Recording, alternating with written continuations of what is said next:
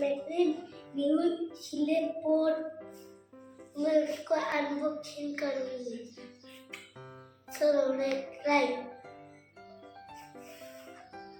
Slate board ये देखिए, ये अच्छा लगता है। चलो इसका अनबॉक्सिंग करते हैं।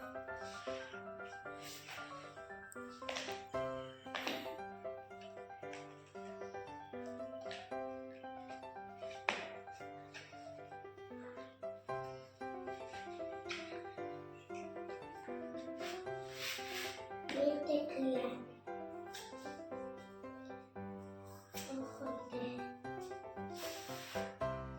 ये देख लिया।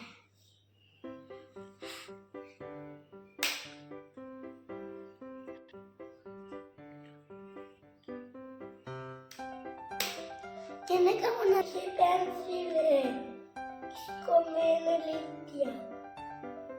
ये बढ़िया तारीख, इसको बंद कर दिया और इसको गोल गोल बनाया। इसको ऐसे इसको इसको इसको इसको इसको इसको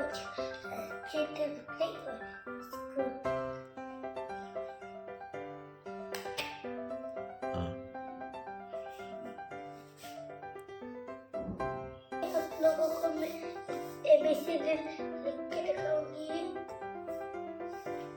चलो